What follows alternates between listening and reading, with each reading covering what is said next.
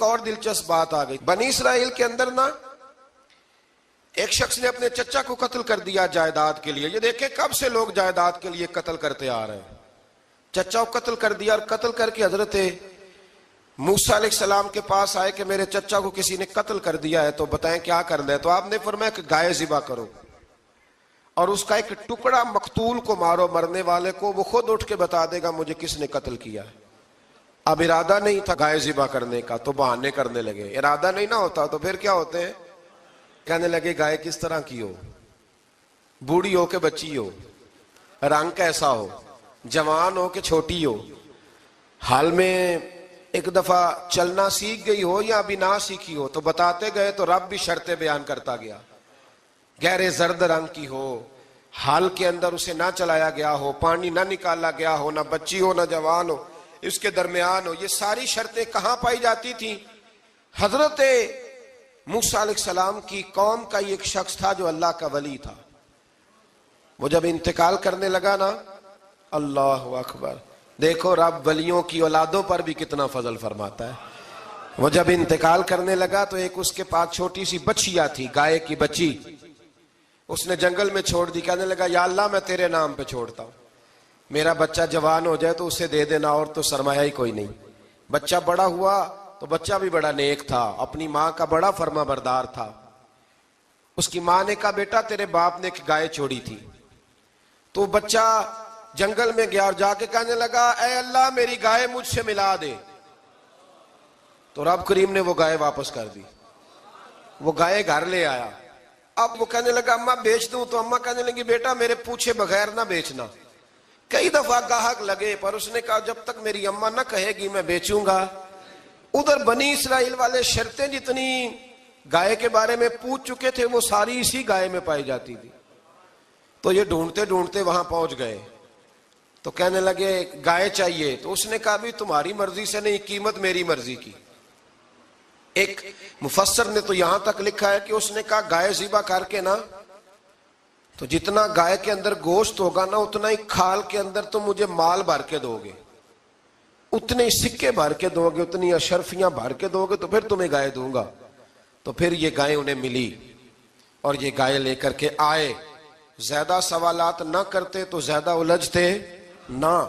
ہم بھی دین کے معاملے میں بڑے سوال جواب کرتے ہیں, اتنا سوال کریں جتنی اس کی ضرورت ہے. ان لوگوں نے سوالات زیادہ کیے تو پھر الجھ زیادہ گئے. تو میرے بھائی اس کا ذکر بھی اللہ تبارک و تعالیٰ نے پہلے پارے کے اندر بیان فرمایا. پھر اللہ کریم نے فرمایا کہ کچھ ایسے لوگ بھی ہیں یہودیوں میں سے جن کا دعویٰ ہو گیا ہے کہ ہم اللہ کے بڑے پیارے ہیں. فرمایا یہ صرف ان کے منہ کی باتیں ہیں, یہ تو قیامت میں پتہ چلے گا نا کہ اللہ کا پیار کس کے ساتھ زیادہ ہے. اور پھر یہ بھی یہودیوں نے دعویٰ کیا ہے, اسی پارے میں اللہ فرماتے ہیں کہ ان کا دعویٰ ہے کہ ہم اللہ کے بڑے پیارے ہیں, جنت میں ہم ہی جائیں گے. تو اللہ فرماتا ہے پھر مرنے کی دعا تو کرو, جنت میں تو مر کے جانا ہے نا.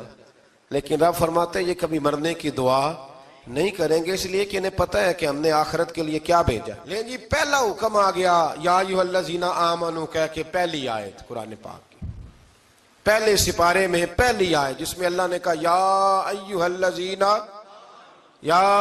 الذین آمنوا. تو پہلا حکم آمنوا کہہ کے آیت نمبر 104 میں جو اللہ نے حکم دیا ہے نا وہ نبی پاک کی تعظیم کا حکم ہے.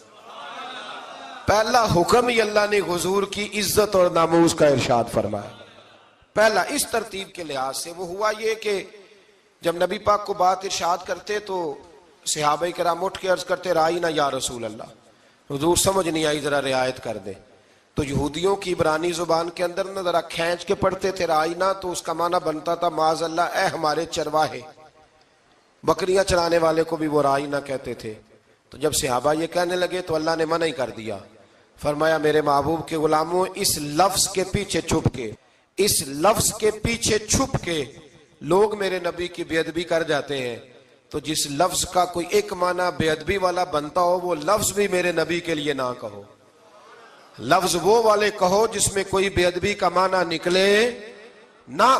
یہاں لوگوں نے بڑے بڑے لفظ نہیں بول دیے پھر کہتے میرا مطلب یہ تھا, میرا مطلب وہ تھا. تو تو نے وہ لفظ بولا کیوں جس کا کوئی غلط مطلب بھی نکل سکتا تھا. اللہ نے فرمایا یا ایھا الذین آمنوا لا تقولوا رائینا, اے ایمان والو رائے نہ کہو ہی نہ. تو یا اللہ کیا کہیں؟ فرمایا وقول انظرنا، تم کہو یا رسول اللہ ایک نظر فرمائیے. انداز دیکھیے، انظرنا ایک نظر.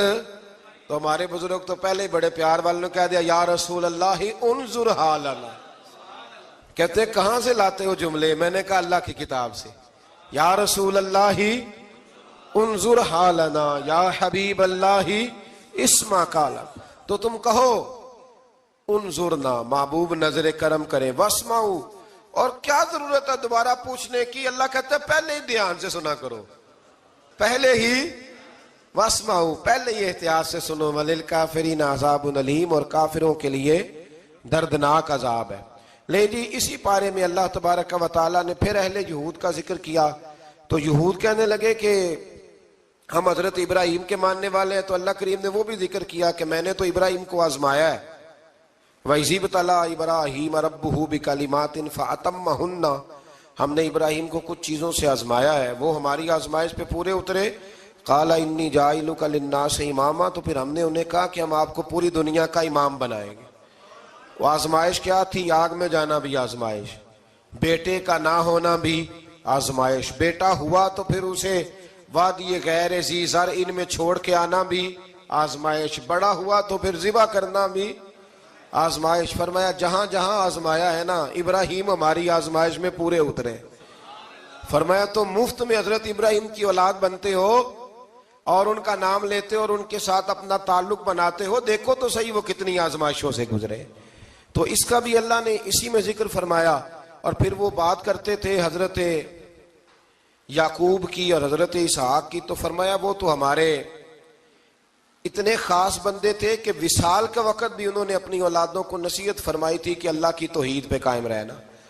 اس کا ذکر بھی اللہ نے اسی پارے میں بیان فرمایا. اور جو حضرت ابراہیم اور جناب اسماعیل نے کعبہ تعمیر کیا تو اس کا ذکر بھی اللہ تعالیٰ نے اسی پارے میں فرمایا. فرمایا جب وہ کعبہ بنا رہے تھے تو کہہ رہے تھے ربنا تقبل منا، کہہ رہے تھے اے اللہ بنا ہم نے دیا ہے پر مہربانی فرما ہم سے قبول فرما لے. تو جو آیہ کریمہ آخر میں عرض کرنا چاہتا ہوں اس پر بھی تھوڑی توجہ فرمائیں گے تو بات بڑی نکھر کے باہر آئے گی. یہ 16ویں رکوع کے اندر اللہ نے پھر یہود کا اور عیسائیت کا ذکر فرمایا. تو اللہ کریم نے ایک بات ارشاد فرمائی، یہودیوں کے ہاں جب کوئی بچہ پیدا ہوتا تھا پیلے رنگ کے ساتھ اس کو رنگتے تھے، یا کوئی خاص رنگ تھا ان کا، بچہ پیدا ہوتا تو اس پر وہ رنگ چڑھاتے کہ یہ جی ہمارے مذہب کا رنگ ہے. ہمارے ہاں بھی رسمیں ہیں نا اپنی اپنی، معاذ اللہ اپنی اپنی نہیں ہونی چاہیے، اللہ رسول کا حکم ہونا چاہیے. تو یہودیوں کے ہاں بچہ پیدا ہوتا تو ایک خاص رنگ چڑھاتے، عیسائیوں کے ہاں پیدا ہوتا تو وہ بھی ایک خاص رنگ چڑھاتے. تو مسلمانوں کے ہاں بچے پیدا ہوئے تو انہوں نے بھی توجہ کی کہ یہ کیا ہو رہا ہے. تو رب کریم نے فرمایا صبغۃ اللہ، رنگ اللہ کا ہی ہے. ومن احسن من اللہ صبغہ، اور فرمایا اللہ کے رنگ سے زیادہ خوبصورت کس کا رنگ ہو سکتا ہے؟ اللہ کا رنگ کیا ہے؟ لا الہ الا اللہ محمد الرسول اللہ صلی اللہ علیہ. فرمایا نیلے پیلے کالے رنگ نہ چڑھاؤ، اپنے ذہن پر توحید و رسالت کا رنگ چڑھاؤ. یہ سب سے بہترین رنگ ہے. اگر تمہارے ذہنوں پر رب رسول کی توحید کا رنگ چڑھ گیا تو یہ وہ والا رنگ ہے، پھر تمہیں کسی اور رنگ کی طرف جانے کی ضرورت نہیں پڑے گی. تو فرمایا رنگ وہ پیدا کرو جو توحید کا ہے، رسالت کا ہے، اس رنگ کی توجہ کرو. قرآن مجید کے اس پارے میں اللہ کریم نے مختلف باتیں بیان کر کے آخری رکوع میں یہ جو رنگ کا ذکر فرمایا نا، تو یہ لگتا ہے پورے پارے کا خلاصہ ہے کہ رب کریم نے فرمایا اصل بات یہ ہے کہ تمہاری سوچوں پہ رب رسول کی توحید و رسالت کا رنگ ہونا چاہیے. ہر وقت بچہ پیدا ہو کوئی دنیا سے جائے تو رنگ کس کا ہونا چاہیے؟ اللہ رسول کے. اور فرمایا رب تمہارا وہ ہے جس نے تمہارے لیے زمین کو فرش بنایا ہے، آسمان کو چھت بنایا ہے، اور آسمان سے پانی برسا کے تو زمین سے پھل اگائے ہیں، رزق لکم، وہ بھی تیرے کھانے کے لیے اگائے ہیں. وہ جو آسمان سے بارش برسا کے زمین سے سبز اور پھل اگائے ہیں تو وہ بھی تیرے لیے. جب سارا کچھ تیرے لیے بنایا تو بھی تو عبادت کرنا اپنے رب کی، پھر کسی کو اس کا شریک نہ ٹھہرا. ایک چیلنج بھی کیا قرآن مجید نے اس رکوع کے اندر. کہا کرتے تھے مکے کے لوگ کہ آپ قرآن مجید کی آیتیں نبی کریم علیہ السلام سے کہا کرتے تھے کہ معاذ اللہ آپ خود بناتے ہیں، بنا کے لاتے ہیں. تو اللہ کریم نے فرمایا وَإِن كُنتُمْ فِي رَيْبٍ مِّمَّا نَزَّلْنَا عَلَىٰ عَبْدِنَا فَأْتُوا بِسُورَةٍ مِّن مِّثْلِهِ، اگر تمہیں شک ہو نا اس میں جو ہم نے بندہ خاص پہ نازل کیا ہے تو تم بھی اس جیسی ایک صورت بنا کے لاؤ. پڑھے لکھے تو تم بھی ہو نا، مکے میں تم بھی رہتے ہو، تو ایک صورت بنا کے لاؤ. قرآن مجید ہم سے چھینا گیا ہے سازش کے تحت، اس لیے کہ جس قوم کو قرآن آ جاتا ہے نا پھر کوئی کافر اس کا مقابلہ نہیں کر سکتا. دیکھیں نا اگر کافروں کے پاس جواب ہوتا قرآن پاک کا تو بدر اور احد میں نا کوئی آیت بنا کے لاتے، قرآن کے مقابلے کی تلواریں لے کے نہ آتے. ان کے پاس جواب ہی نہیں تھا، اور قیامت تک کسی کافر کے پاس قرآن مجید کا کوئی جواب، قرآن کا کوئی جواب، قسم اللہ کی جواب کوئی نہیں قرآن کا، اس کا کوئی جواب نہیں. کیا بات ہے قرآن پاک کی. وہ ایک دفعہ مسلمہ کذاب بے ایمان کہنے لگا میں نے بنا لیا قرآن پاک کا جواب. معاذ اللہ، جواب کیا بنایا؟ وہ صورت ہے نا القاریۃ ملقاریہ وما ادراک ملقاریہ، کھڑکھڑانے والی. کیا ہے کھڑکھڑانے والی؟ تمہیں کیا پتا کیا ہے کھڑکھڑی؟ قیامت کا ذکر ہے. کہنے لگا میں نے اس جیسی صورت بنا لیا. تو کیا بنایا؟ الفیل ملفیل وما ادراک ملفیل. کہنے لگا ہاتھی، تمہیں کیا پتا کیا ہاتھی، تم کیا جانو کیا ہاتھی. تو پاس جو اس کے اپنے بیٹھے تھے نا چیلے، وہ کہنے لگے چپ کر جا، سارے زمانے کو پتا ہے ہاتھی کیا ہوتا ہے.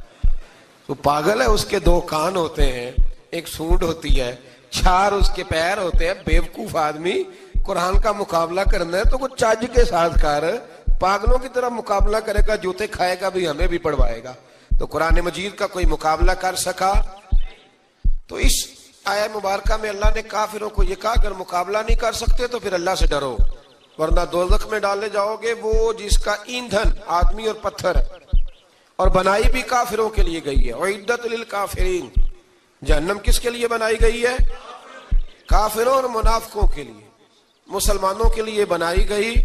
مسلمان مرضی سے چھلانگے لگائیں تو ان کی موج ہے، ورنہ ان کے لیے جہنم، ان کے لیے اللہ نے جنت بنائی ہے.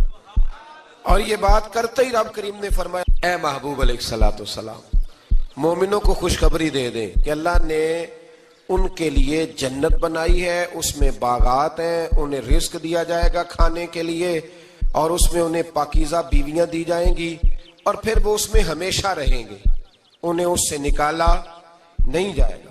آگے جو آیات کریمہ ہے نا اس کے اندر اللہ تبارک و تعالیٰ نے فرمایا ہے کہ اللہ حیا نہیں کرتا سمجھانے کے لیے مچھر کی مثال بھی دینی پڑے. فرمایا قرآن سے کچھ لوگ ہدایت حاصل کرتے ہیں اور کچھ گمراہ ہو جاتے ہیں. جب لوگ اپنی مرضی کی تشریحات چاہتے ہیں تو گمراہ ہوتے ہیں، اور جب قرآن کو رسول اللہ صلی اللہ علیہ وسلم اور امت مسلمہ کی تشریحات کی روشنی میں سمجھتے ہیں تو پھر اللہ ہدایت عطا فرماتا ہے. پھر اللہ تبارک و تعالیٰ نے آگے ارشاد فرمایا حضرت آدم کی پیدائش کا واقعہ. مفسرین نے لکھا اللہ نے مشورہ کیا تھا فرشتوں سے وَإِذْ قَالَ رَبُّكَ لِلْمَلَائِكَةِ إِنِّي جَاعِلٌ فِي الْأَرْضِ خَلِيفَةً.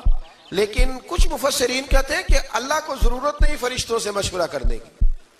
اللہ نے فرشتوں سے مشورہ نہیں کیا، بلکہ رب نے انہیں آگاہ فرمایا تھا کہ میں لگا ہوں زمین پہ اپنا نائب بنانے، میں خلافت دینے لگا ہوں زمین پہ. اب یہ تو دینے والی کی مرضی ہے نا اس نے کس کو دینی ہے، یہ تو دینے والے کی مرضی ہے نا اس نے. تو کچھ لوگ کہتے ہیں کہ دینے والے سے زیادہ ہمیں پتہ ہے. تو فرشتوں کو بھی یہ اجتہادی خطا ہو گئی، کہنے لگے یا اللہ اسے نہ بنانا، یہ فساد کرے گا، یہ خون ریزیاں کرے گا. تو اللہ نے فرمایا جو میں جانتا ہوں وہ تم. اللہ اکبر. امام راضی فرماتے جب رمضان آتا ہے تو اللہ فرشتوں سے کہتا ہے ذرا یہ کھول کے دروازے دیکھو نا یہ زمین پہ کیا کر رہے ہیں. تم تو کہتے تھے فساد کریں گے اور یہ سارے تراویحیں پڑھ رہے ہیں. تم تو گویا کہتے تھے فساد کریں گے اور یہ تو دیکھو گویا رمضان کے روزے رکھ رہے ہیں، یہ تو میری یاد میں نکلے ہوئے ہیں. تم کچھ کہتے تھے اور دیکھو میں نے تمہیں کہا تھا نا جو میں جانتا ہوں وہ تم. اللہ نے پھر حضرت آدم علیہ السلام کو تمام زمانے کے علوم عطا کیے، علم سکھا لیا. تو فرشتوں سے کہا تم بھی ان چیزوں کے نام بتاؤ، تو وہ بتا سکے نہیں. اللہ نے فرمایا اب اس طرح کرو آدم کو سجدہ کرو. سب نے سجدہ کیا سوائے وہ. کہنے لگا یا اللہ صرف تجھے ہی کرنا ہے، کرنا بھی صرف اللہ کو چاہیے، پر رب کے آگے بھی جھکنا چاہیے، اور جس کے سامنے رب جھکائے نا وہاں بھی اور یہ جو عاجزی ہے نا، یہ جو جھکنا ہے، یہ علم کے آگے ہے. ہماری مصیبت یہ ہے کہ ہم علم کے آگے بھی گردن جھکانے کو تیار نہیں ہوتے، وہاں بھی ہم خود عالم فاضل بن جاتے. تو فرمایا کہ سب سے کا سجدہ کرو، سب نے سجدہ کیا سوائے ابلیس کے. تو پھر ہوا کیا؟ وکان من الکافرین، وہ کافروں میں سے ہو گیا. پھر اللہ نے حضرت آدم کو اور جناب حوا کو نا مقام دے دیا جنت میں رہنے کے لیے، اور کہا سارا کچھ کھانا، درخت کے قریب نہ جانا. ابھی آپ کسی سے کہہ دیں تھوڑا سا کہ پیچھے نہ دیکھنا، یعنی اگر میری سمجھ لیں ادب کی وجہ سے کوئی 1.5-2 منٹ یا 6 منٹ نہیں بھی نہ دیکھے گا تو سوچے گا ضرور کہ پتہ نہیں اب پیچھے کیا ہے، مصیبت کیا ہے. یعنی آپ کہہ کے دیکھ لیں کسی کو، پیچھے نہ دیکھنا. فطرت ہے نا انسان کی، وہ جستجو کرتا ہے، کہا اس درخت کے پاس نہ جانا. تو حضرت حوا سلام اللہ علیہ کہتے ہیں دل میں خیال رہتا تھا کہ آخر ہے کیا درخت کے پاس. یہی انسان کا عقیدہ توحید ہے کہ جہاں سے رب منع کر دے وہاں وہ منع ہو جائے. اور یہ ان کی خطا نہیں تھی، یہ اللہ کی حکمت تھی، چونکہ رب نے تو پہلے کہہ دیا تھا بنایا ہی زمین کے لیے، تو یہ تو سارا کچھ ہونا تھا تو زمین پہ آنا تھا نا. تو حضرت حوا اور جناب آدم کے پاس شیطان آیا، اب اس کو نکال تو دیا تھا پر ابھی اس کا جنت میں آنا جانا بند نہیں ہوا تھا، یہ بھی اللہ کی حکمت تھی. تو وہ کہنے لگا تمہیں پتہ ہے بعد میں مر جاؤ گے. تو حضرت حوا کہنے لگی کیا موت بھی آئے گی؟ کہاں، اس کی تکلیف بھی بڑی ہوگی، تو پھر بچیں گے کیسے؟ تو کہنے لگے پھل کھا لو اس درخت کا. تو بچنے کے لیے پھل کھایا تھا. اس طرح لوگ آج بہت سارے کام بچنے کے لیے کرتے ہیں پر بچ سکتے، بچنے کے لیے پھل کھایا تو اللہ نے فرمایا زمین پہ چلے جاؤ. تو حضرت آدم زمین پہ آئے، پھر کئی 100 سال روتے رہے. فَتَلَقَّى آدَمُ مِن رَبِّهِ کَلِمَاتٍ، تو پھر اللہ نے خود ہی جناب آدم کو کچھ کلمے سکھائے. علامہ اسماعیل لکی فرماتے ہیں وہ کلمے یہ تھے کہ حضرت آدم نے میرے نبی کا وسیلہ پیش کیا، تو اللہ کریم نے جناب آدم کی دعا کو مقبول فرما لیا. پھر آگے بنی اسرائیل کا ذکر آ جاتا ہے. اللہ تعالیٰ نے بنی اسرائیل، آج آپ اسی قوم کو یہودی کہتے ہیں، ان کو اللہ نے اس زمانے میں فضیلت عطا کی تھی بہت زیادہ. تو عرب کے اندر جب نبی پاک علیہ السلام نے اعلان نبوت کیا تو کچھ لوگوں نے یہ کہہ دیا کہ اگر یہ یہودی کلمہ پڑھ لیں گے تو ہم بھی پڑھ لیں گے. تو پھر اللہ نے انہیں یاد کرایا کہ تم اصل میں کیا ہو، تمہیں کلمہ پڑھنا چاہیے. تو اہل یہود کا تذکرہ کرتے کرتے رب کریم نے ایک بات یہ بھی ارشاد فرمائی کہ تم لوگوں کو تو کہتے رہے ہو کہ وہ نبی آنے والے ہیں، وہ نبی آنے والے ہیں، اور جب آ گئے ہیں تو ماننے کو تیار نہیں ہو. تو فرمایا تأمرون الناس بالبر وَتَنْسَوْنَ أَنفُسَكُمْ وَأَنْتُمْ تَتْلُونَ الْكِتَابَ، لوگوں کو بھلائی کا حکم دیتے ہو اور اپنے آپ کو بھول جاتے ہو. افلا تعقلون، تمہیں عقل نہیں؟ پھر اللہ نے انہیں یہ بھی یاد کرایا کہ یاد کرو وہ زمانہ کہ جب فرعون نے خواب دیکھ لیا تھا کہ کوئی بچہ اس کی سلطنت کو تباہ کرے گا، تو پھر اس نے تمہارے بچوں کو ذبح کرانا شروع کیا اور تمہاری بیٹیوں کو چھوڑتا تھا. فرمایا یہ بھی تو تم نے دیکھا، میں نے تمہیں پھر تم سے کہا جہاد کرو قوم عمالقہ کے خلاف، تو مقام طیہ میں جا کے یہ لوگ کہنے لگے ہم سے جہاد نہیں ہوتا. اللہ نے انہیں ایک میدان میں قید کر دیا. بڑی دلچسپ بات، قید تو لوگ ہوتے ہیں نا 4 دیواری میں، تو اللہ نے بنی اسرائیل والوں کو جب انہوں نے کہا ہم جہاد نہیں کریں گے تو اللہ نے میدان میں قید کر دیا. میدان میں، یہ یاد رکھیں، جب انسان اللہ کی نافرمانی کرتا ہے تو اسے ایسی قید ملتی ہے جس کا اس نے تصور بھی نہیں کیا ہوتا. ایک میدان ہے مقام طیہ، قید ہو گئے، سارا دن سفر کرتے تھے، سارا دن، تو رات کو تھک کے سوتے تھے، صبح اٹھتے تھے نا جب تو وہیں ہوتے تھے جہاں کل صبح چلے تھے. تو رب جب کسی کو قیدی بناتا ہے تو اسے زنجیروں کی، سلاخوں کی ضرورت ہے. دعا فرمائے اللہ تبارک و تعالی غموں سے نجات عطا فرمائے. یہ دعا فرمائے، ایسی قید دیتا ہے کہ جس سے پھر چھٹکارا ہو سکتا. تو بنی اسرائیل کا بہت زیادہ تذکرہ اس بارے میں اللہ تبارک و تعالیٰ نے پھر بیان کیا، اور پھر کہا کہ انہیں جو حکم دیا جاتا تھا یہ اس کی سرتابی کرتے تھے. پھر اللہ نے ان پر ذلت نازل کر دی اور یہ ہمیشہ اس کا شکار رہے. قوم سبت کا ذکر فرمایا اللہ نے. ہفتے والے دن کچھ لوگ نافرمانی کرتے، ہمارے بھی ہیلے بہانے ہیں نا آج کل کاروبار میں. تو اسی سپارے کی آیت نمبر 65 کے اندر اللہ تعالیٰ نے حضرت داؤد کی قوم کا ذکر کیا کہ اللہ نے انہیں حکم دیا تھا کہ ہفتے والے دن مچھلیاں نہیں پکڑنی. تو وہ کہتے تھے چلو ہاتھ لگا کے نہیں پکڑنی، ہاتھ لگا کے.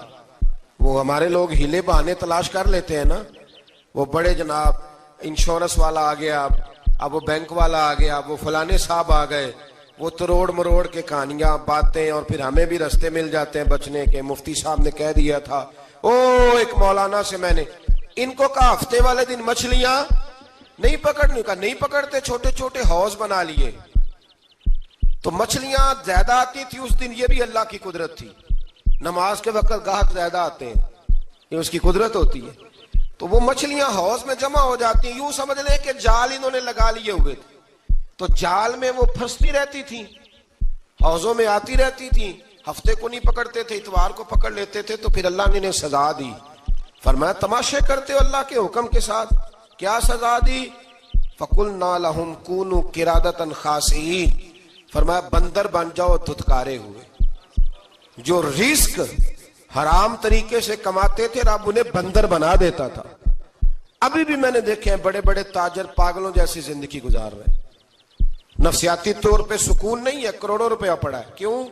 اس لیے کہ رب کے بتائے ہوئے طریقے کے مطابق تجارت نہیں کرتے۔ آگے ایک اور دلچسپ بات آ گئی، بنی اسرائیل کے اندر نا ایک شخص نے اپنے چچا کو قتل کر دیا جائیداد کے لیے۔ یہ دیکھیں کب سے لوگ جائیداد کے لیے قتل کرتے آ رہے ہیں۔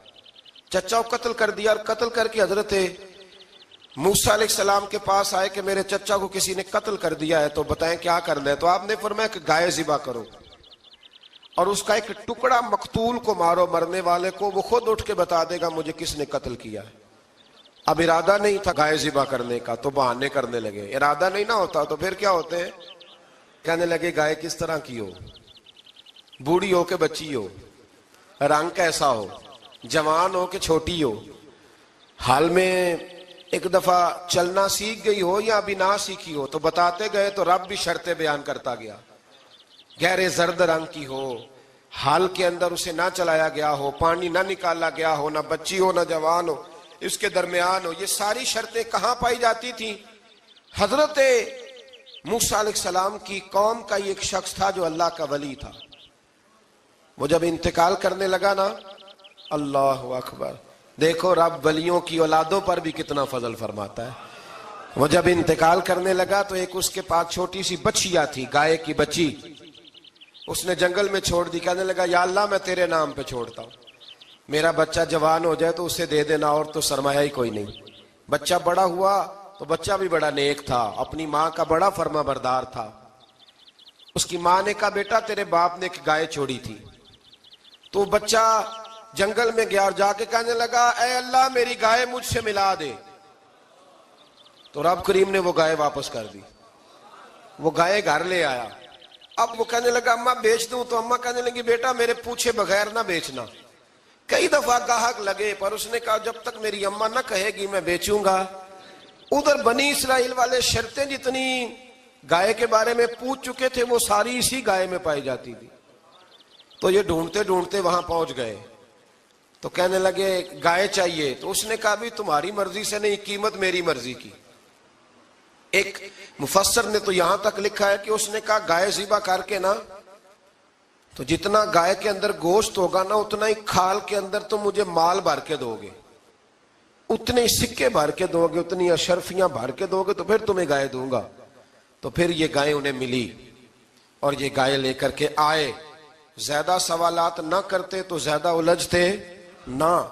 ہم بھی دین کے معاملے میں بڑے سوال جواب کرتے ہیں، اتنا سوال کریں جتنی اس کی ضرورت ہے۔ ان لوگوں نے سوالات زیادہ کیے تو پھر الجھ زیادہ گئے۔ تو میرے بھائی اس کا ذکر بھی اللہ تبارک و تعالیٰ نے پہلے پارے کے اندر بیان فرمایا۔ پھر اللہ کریم نے فرمایا کہ کچھ ایسے لوگ بھی ہیں یہودیوں میں سے جن کا دعویٰ ہو گیا ہے کہ ہم اللہ کے بڑے پیارے ہیں۔ فرمایا یہ صرف ان کے منہ کی باتیں ہیں، یہ تو قیامت میں پتہ چلے گا نا کہ اللہ کا پیار کس کے ساتھ زیادہ ہے۔ اور پھر یہ بھی یہودیوں نے دعویٰ کیا ہے، اسی پارے میں اللہ فرماتے ہیں کہ ان کا دعویٰ ہے کہ ہم اللہ کے بڑے پیارے ہیں، جنت میں ہم ہی جائیں گے۔ تو اللہ فرماتے ہیں پھر مرنے کی دعا تو کرو، جنت میں تو مر کے جانا ہے نا۔ لیکن رب فرماتے ہیں یہ کبھی مرنے کی دعا نہیں کریں گے، اس لیے کہ انہیں پتہ ہے کہ ہم نے آخرت کے لیے کیا بھیجا۔ لیکن جی پہلا حکم آ گیا یا ایھا الذین آمنوا کہہ کے، پہلی آیت قرآن پاک کی پہلے سپارے میں پہلی آیت جس میں اللہ نے کہا یا ایھا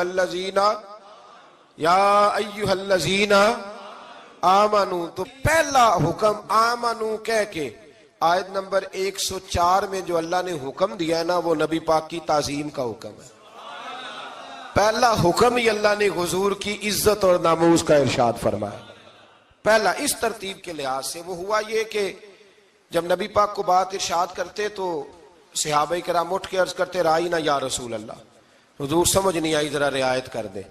تو یہودیوں کی عبرانی زبان کے اندر نہ ذرا کھینچ کے پڑھتے تھے رائینا, تو اس کا معنی بنتا تھا معاذ اللہ اے ہمارے چرواہے. بکریاں چرانے والے کو بھی وہ رائینا کہتے تھے.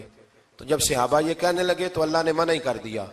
فرمایا میرے محبوب کے غلاموں, اس لفظ کے پیچھے چھپ کے, اس لفظ کے پیچھے چھپ کے لوگ میرے نبی کی بے ادبی کر جاتے ہیں. تو جس لفظ کا کوئی ایک معنی بے ادبی والا بنتا ہو وہ لفظ بھی میرے نبی کے لیے نہ کہو. لفظ وہ والے کہو جس میں کوئی بے ادبی کا معنی نکلے نہ. یہاں لوگوں نے بڑے بڑے لفظ نہیں بول دیے پھر کہتے میرا مطلب یہ تھا, میرا مطلب وہ تھا. تو تو نے وہ لفظ بولا کیوں جس کا کوئی غلط مطلب بھی نکل سکتا تھا؟ اللہ نے فرمایا یا ایھا الذین آمنوا لا تقولوا رائنا, اے ایمان والو رائنا کہو ہی نہ. تو یا اللہ کیا کہیں؟ فرمایا وقولوا انظرنا, تم کہو یا رسول اللہ ایک نظر فرمائیے. انداز دیکھیے, انظرنا ایک نظر. تو ہمارے بزرگ تو پہلے ہی بڑے پیار والوں نے کہہ دیا یا رسول اللہ انظر حالنا. کہتے کہاں سے لاتے ہو جملے؟ میں نے کہا اللہ کی کتاب سے. یا رسول اللہ انظر حالنا یا حبیب اللہ اسمع قالا.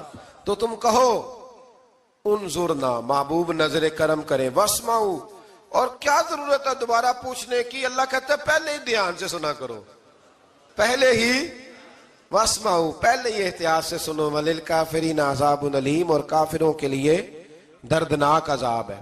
لے جی اسی پارے میں اللہ تبارک و تعالیٰ نے پھر اہل یہود کا ذکر کیا. تو یہود کہنے لگے کہ ہم حضرت ابراہیم کے ماننے والے ہیں. تو اللہ کریم نے وہ بھی ذکر کیا کہ میں نے تو ابراہیم کو آزمایا ہے. وَإِذِ ابْتَلَىٰ إِبْرَاهِيمَ رَبُّهُ بِكَلِمَاتٍ فَأَتَمَّهُنَّ, ہم نے ابراہیم کو کچھ چیزوں سے آزمایا ہے, وہ ہماری آزمائش پہ پورے اترے.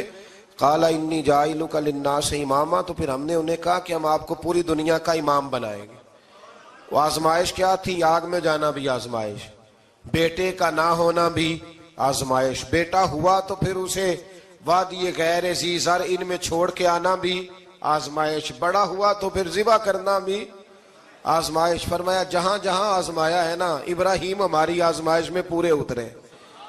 فرمایا تو مفت میں حضرت ابراہیم کی اولاد بنتے ہو اور ان کا نام لیتے ہو اور ان کے ساتھ اپنا تعلق بناتے ہو, دیکھو تو صحیح وہ کتنی آزمائشوں سے گزرے. تو اس کا بھی اللہ نے اسی میں ذکر فرمایا.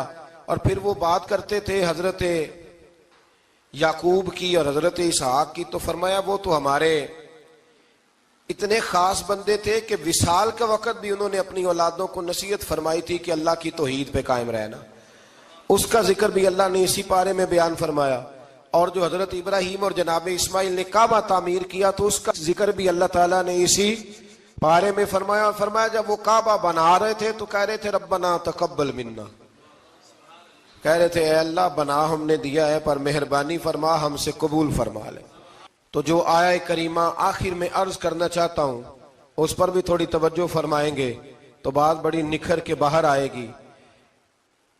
یہ 16ویں رکوع کے اندر اللہ نے پھر یہود کا اور عیسائیت کا ذکر فرمایا.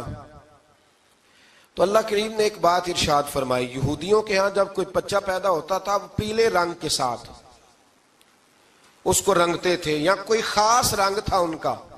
بچہ پیدا ہوتا تو اس پر وہ رنگ چڑھاتے کہ یہ جی ہمارے مذہب کا رنگ ہے. ہمارے ہاں بھی رسمیں ہیں نا اپنی اپنی, معاذ اللہ اپنی اپنی نہیں ہونی چاہیے, اللہ رسول کا حکم ہونا چاہیے. تو یہودیوں کے ہاں بچہ پیدا ہوتا تو ایک خاص رنگ چڑھاتے, عیسائیوں کے ہاں پیدا ہوتا تو وہ بھی ایک خاص رنگ چڑھاتے. تو مسلمانوں کے ہاں بچے پیدا ہوئے تو انہوں نے بھی توجہ کی کہ یہ کیا ہو رہا ہے. تو رب کریم نے فرمایا صبغۃ اللہ, رنگ اللہ کا ہی ہے. ومن احسن من اللہ صبغہ, اور فرمایا اللہ کے رنگ سے زیادہ خوبصورت کس کا رنگ ہو سکتا ہے. اللہ کا رنگ کیا ہے؟ لا الہ الا اللہ محمد الرسول اللہ صلی اللہ علیہ. فرمایا نیلے پیلے کالے رنگ نہ چڑھاؤ, اپنے ذہن پر توحید و رسالت کا رنگ چڑھاؤ. یہ سب سے بہترین رنگ ہے. اگر تمہارے ذہنوں پر رب رسول کی توحید کا رنگ چڑھ گیا تو یہ وہ والا رنگ ہے، پھر تمہیں کسی اور رنگ کی طرف جانے کی ضرورت نہیں پڑے گی۔ تو فرمایا رنگ وہ پیدا کرو جو توحید کا ہے، رسالت کا ہے، اس رنگ کی توجہ کرو۔ قرآن مجید کے اس پارے میں اللہ کریم نے مختلف باتیں بیان کر کے آخری رکوع میں یہ جو رنگ کا ذکر فرمایا نا، تو یہ لگتا ہے پورے پارے کا خلاصہ ہے کہ رب کریم نے فرمایا اصل بات یہ ہے کہ تمہاری سوچوں پہ رب رسول کی توحید و رسالت کا رنگ ہونا چاہیے۔ ہر وقت بچہ پیدا ہو، کوئی دنیا سے جائے، تو رنگ کس کا ہونا چاہیے؟ اللہ رسول کے دین کا۔ اللہ تعالیٰ نے انسان کو یاد کرایا ہے کہ تو نے عبادت اپنے رب کی کرنی ہے، اور فرمایا رب تمہارا وہ ہے جس نے تمہارے لیے زمین کو فرش بنایا ہے، آسمان کو چھت بنایا ہے، اور آسمان سے پانی برسا کے تو زمین سے پھل اگائے ہیں، رزق لکم، وہ بھی تیرے کھانے کے لیے اگائے ہیں۔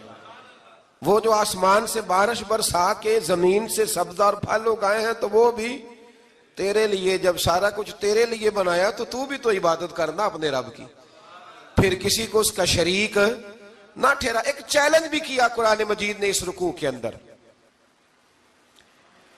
کہا کرتے تھے مکے کے لوگ کہ آپ قرآن مجید کی آیتیں نبی کریم علیہ السلام سے کہا کرتے تھے کہ معاذ اللہ آپ خود بناتے ہیں، بنا کے لاتے ہیں۔ تو اللہ کریم نے فرمایا وَإِن كُنتُمْ فِي رَيْبٍ مِّمَّا نَزَّلْنَا عَلَىٰ عَبْدِنَا فَأْتُوا بِسُورَةٍ مِّن مِّثْلِهِ، اگر تمہیں شک ہو نا اس میں جو ہم نے بندہ خاص پہ نازل کیا ہے تو تم بھی اس جیسی ایک صورت بنا کے لاؤ۔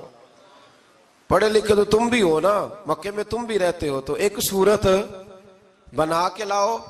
قرآن مجید ہم سے چھینا گیا ہے سازش کے تحت، اس لیے کہ جس قوم کو قرآن آ جاتا ہے نا پھر کوئی کافر اس کا مقابلہ نہیں کر سکتا۔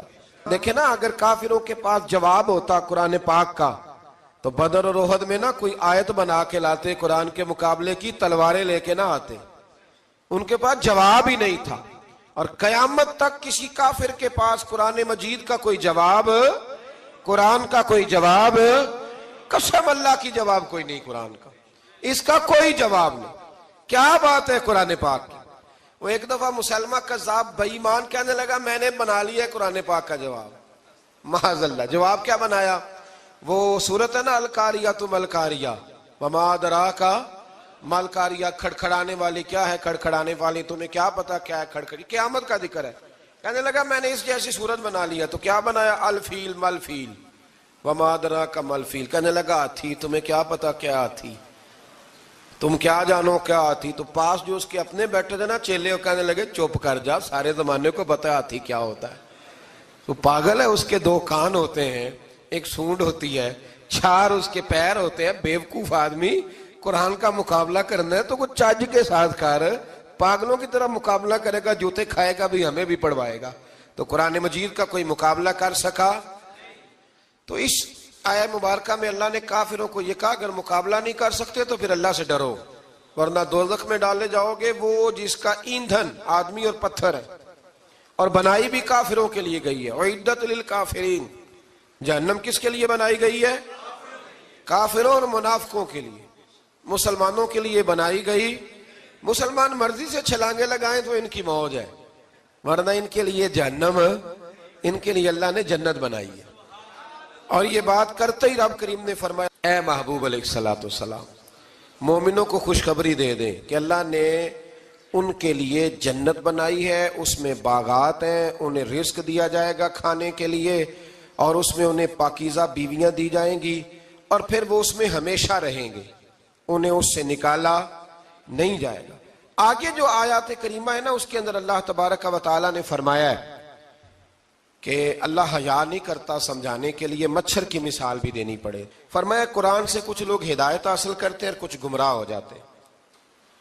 جب لوگ اپنی مرضی کی تشریحات چاہتے ہیں تو گمراہ ہوتے ہیں، اور جب قرآن کو رسول اللہ صلی اللہ علیہ وسلم اور امت مسلمہ کی تشریحات کی روشنی میں سمجھتے ہیں تو پھر اللہ ہدایت عطا فرماتا ہے۔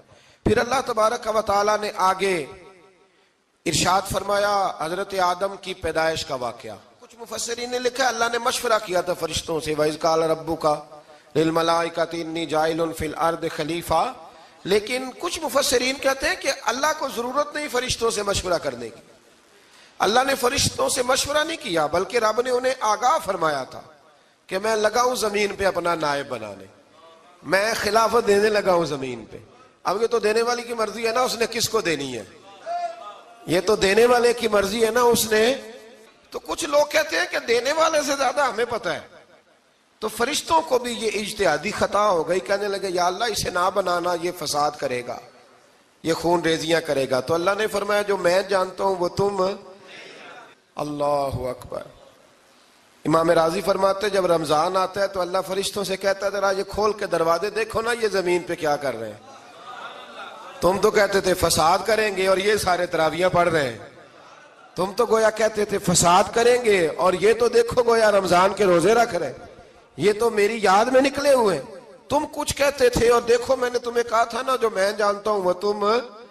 اللہ نے پھر حضرت آدم علیہ السلام کو تمام زمانے کے علوم عطا کیے، علم سکھا لیا، تو فرشتوں سے کہا تم بھی ان چیزوں کے نام بتاؤ، تو وہ بتا سکے نہیں۔ اللہ نے فرمایا اب اس طرح کرو آدم کو سجدہ کرو، سب نے سجدہ کیا سوائے، وہ کہنے لگا یا اللہ صرف تجھے ہی کرنا ہے، کرنا بھی صرف اللہ کو چاہیے، پر رب کے آگے بھی جھکنا چاہیے، اور جس کے سامنے رب جھکائے نا وہاں بھی۔ اور یہ جو عاجزی ہے نا، یہ جو جھکنا ہے، یہ علم کے آگے ہے۔ ہماری مصیبت یہ ہے کہ ہم علم کے آگے بھی گردن جھکانے کو تیار نہیں ہوتے، وہاں بھی ہم خود عالم فاضل بن جاتے ہیں۔ تو فرمایا کہ سب سے کہا سجدہ کرو، سب نے سجدہ کیا سوائے ابلیس کے، تو پھر ہوا کیا وکان من الکافرین، وہ کافروں میں سے ہو گیا۔ پھر اللہ نے حضرت آدم کو اور جناب حوا کو نا مقام دے دیا جنت میں رہنے کے لیے، اور کہا سارا کچھ کھانا، درخت کے قریب نہ جانا۔ ابھی آپ کسی سے کہہ دیں تھوڑا سا کہ پیچھے نہ دیکھنا، یعنی اگر میری سمجھ لیں ادب کی وجہ سے کوئی 1.5-2 منٹ یا 6 منٹ نہیں بھی نہ دیکھے گا تو سوچے گا ضرور کہ پتہ نہیں اب پیچھے کیا ہے، مصیبت کیا ہے۔ یعنی آپ کہہ کے دیکھ لیں کسی کو، پیچھے نہ دیکھنا، فطرت ہے نا انسان کی، وہ جستجو کرتا ہے، کہا اس درخت کے پاس نہ جانا۔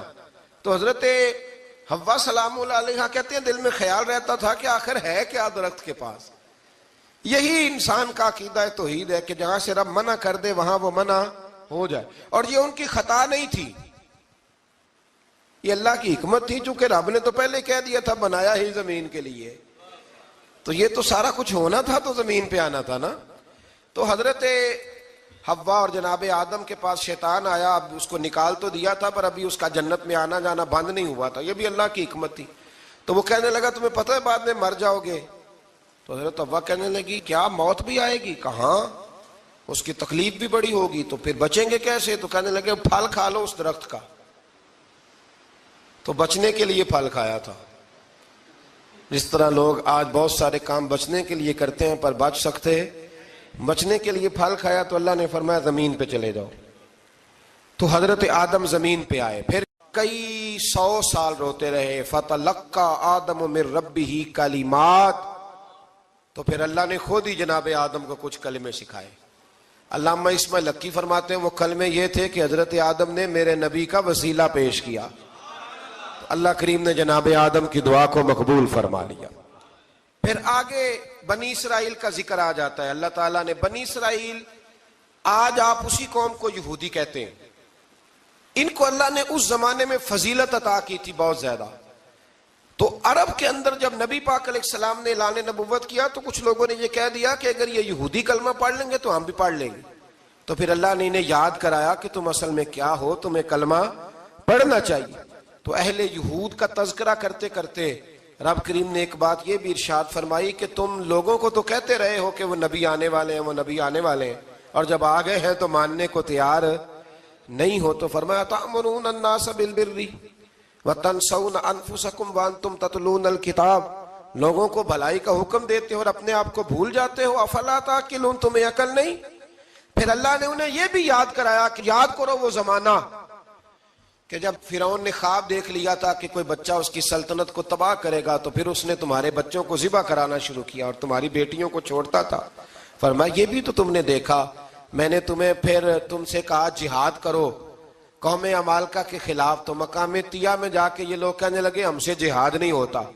اللہ نے انہیں ایک میدان میں قید کر دیا۔ بڑی دلچسپ بات، قید تو لوگ ہوتے ہیں نا چار دیواری میں تو اللہ نے بنی اسرائیل والوں کو جب انہوں نے کہا جہاد نہیں کریں گے تو اللہ نے میدان میں قید کر دیا. میدان میں. یہ یاد رکھیں جب انسان اللہ کی نافرمانی کرتا ہے تو اسے ایسی قید ملتی ہے جس کا اس نے تصور بھی نہیں کیا ہوتا. ایک میدان ہے مقام طیہ، قید ہو گئے. سارا دن سفر کرتے تھے، سارا دن. تو رات کو تھک کے سوتے تھے، صبح اٹھتے تھے نا جب تو وہیں ہوتے تھے جہاں کل صبح چلے تھے. تو رب جب کسی کو قیدی بناتا ہے تو اسے زنجیروں کی، سلاخوں کی ضرورت. دعا فرمائے اللہ تبارک و تعالی غموں سے نجات عطا فرمائے. یہ دعا فرمائے. ایسی قید دیتا ہے کہ جس سے پھر چھٹکارا ہو سکتا. تو بنی اسرائیل کا بہت زیادہ تذکرہ اس بارے میں اللہ تبارک و تعالی نے پھر بیان کیا اور پھر کہا کہ انہیں جو حکم دیا جاتا تھا یہ اس کی سرتابی کرتے تھے. پھر اللہ نے ان پر ذلت نازل کر دی اور یہ ہمیشہ اس کا شکار رہے. قوم سبت کا ذکر فرمایا اللہ نے. ہفتے والے دن کچھ لوگ نافرمانی کرتے تھے. ہمارے بھی ہیلے بہانے ہیں نا آج کل کاروبار میں. تو اسی سپارے کی آیت نمبر 65 کے اندر اللہ تعالیٰ نے حضرت داؤد کی قوم کا ذکر کیا کہ اللہ نے انہیں حکم دیا تھا کہ ہفتے والے دن مچھلیاں نہیں پکڑنی. تو وہ کہتے تھے چلو ہاتھ لگا کے نہیں پکڑنی، ہاتھ لگا کے. وہ ہمارے لوگ ہیلے بہانے تلاش کر لیتے ہیں نا. وہ بڑے جناب انشورنس والا آ گیا، اب وہ بینک والا آ گیا، اب وہ فلانے صاحب آ گئے. وہ تروڑ مروڑ کے کہانیاں باتیں، اور پھر ہمیں بھی رستے مل جاتے ہیں بچنے کے. مفتی صاحب نے کہہ دیا تھا ایک مولانا سے میں نے ان کو کہا ہفتے والے دن مچھلیاں نہیں پکڑنے کا. نہیں پکڑتے، چھوٹے چھوٹے حوض بنا لیے. تو مچھلیاں زیادہ آتی تھی اس دن. یہ بھی اللہ کی قدرت تھی. نماز کے وقت گاہک زیادہ آتے ہیں، یہ اس کی قدرت ہوتی ہے. تو وہ مچھلیاں حوض میں جمع ہو جاتی ہیں. یوں سمجھ لیں کہ جال انہوں نے لگا لیے ہوئے تھے. تو جال میں وہ پھنستی رہتی تھی، حوضوں میں آتی رہتی تھی. ہفتے کو نہیں پکڑتے تھے، اتوار کو پکڑ لیتے تھے. تو پھر اللہ نے انہیں سزا دی. فرمایا تماشے کرتے ہو اللہ کے حکم کے ساتھ. کیا سزا دی؟ فَقُلْنَا لَهُمْ كُونُوا قِرَادَةً خَاسِئِينَ. فرمایا بندر بن جاؤ دھتکارے ہوئے. جو رزق حرام طریقے سے کماتے تھے رب انہیں بندر بنا دیتا تھا. ابھی بھی میں نے دیکھے ہیں بڑے بڑے تاجر پاگلوں جیسی زندگی گزار رہے ہیں. نفسیاتی طور پہ سکون نہیں ہے، کروڑوں روپیہ پڑا ہے. کیوں؟ اس لیے کہ رب کے بتائے ہوئے طریقے کے مطابق تجارت